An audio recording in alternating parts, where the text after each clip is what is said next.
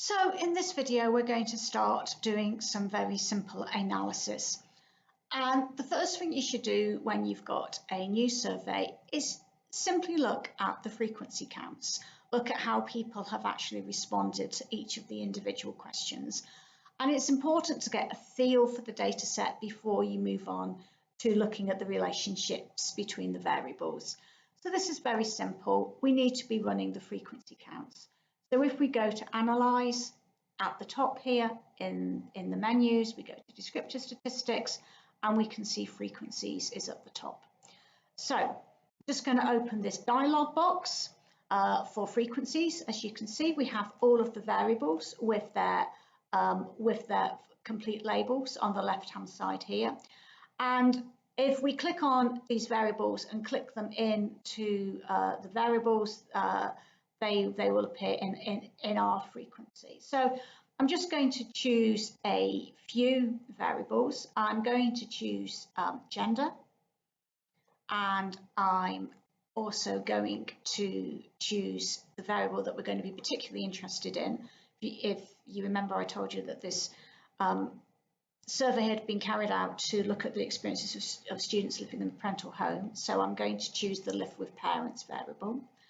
I'm also going to choose a variable with a few more responses. So I think I will look at half parents been to university. So those are 3 variables. As you can see, we have some options here. We don't really have to worry about any of those, but I'll just go through a couple of them. If we look at statistics, this gives you measures of central tendency, measures of dispersion. We're going to be looking at categorical data, so these central tendencies and dispersion indicators are not relevant for categorical data, so we don't have to worry about those. You can also do some simple charts, bar charts, pie charts, histograms, but as I've said previously, I think it's better to actually use Excel to generate those. So once you've selected your variables, all you need to do is click on OK. And you can see a new window has opened up here. And this is the output window. So just to explain, if I go and click on window in the menu at the top, if I go back and click on the student survey, that's taken us back to the variable editor window. So if I go and click on the output, that takes me back to the output. This here on the left-hand side gives you a navigation of all of the different analyses you run in a particular session. In the course of making these videos, I've been doing quite a few different analyses, so there's quite a lot of detail there. But we're just looking at some simple frequency tables. At the top, you have some core statistics for all of the variables we've been looking at that just tells you how many valid responses and whether there are any missing responses. And as you can see, there are no missing responses for Live with Parents or Have Parents Been to University, but there are a few missing cases for gender. Some respondents chose not to respond to that question. You can see how gender was asked in the survey. So this was 20 years ago, and then it was standard practice just to ask a binary gendered question. So we just asked if students were male or female. Obviously, we wouldn't use that variable nowadays. We would give the option for students to self-describe or choose not to say. As I said, the survey is over 20 years old.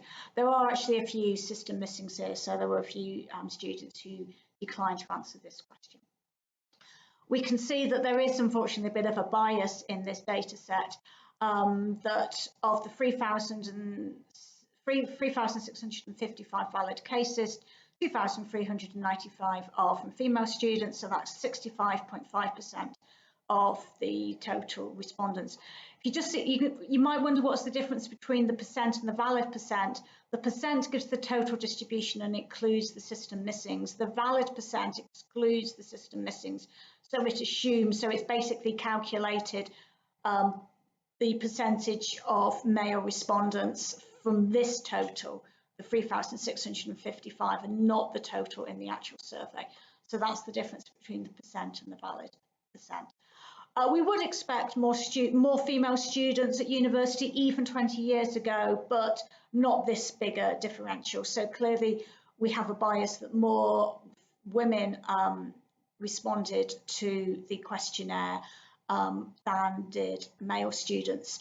Now you might be interested whether this invalidates the questionnaire. There are ways in which we can work around this. I'm not actually going to be showing you those in this particular session.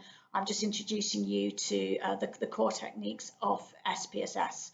But there are ways in which we can control for the fact that there are more female students than male students. So the next variable is living with parents. So this tells you the number and the percentage of students living in the parental home. We can see that around about 21.9% of students were living in the parental home. That's a little bit lower than we would find nowadays. It's now getting closer to even 30%. It varies between, it's closer to 30% nowadays. And then finally, if we look at whether the respondents, whether their own parents have been to university, see there are 3 categories here.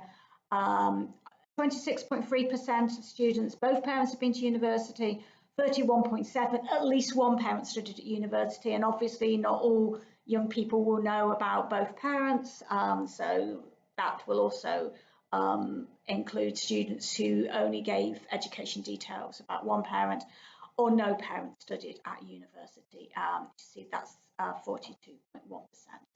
So just looking at simple frequency tells you an awful lot about how individuals have responded to your survey.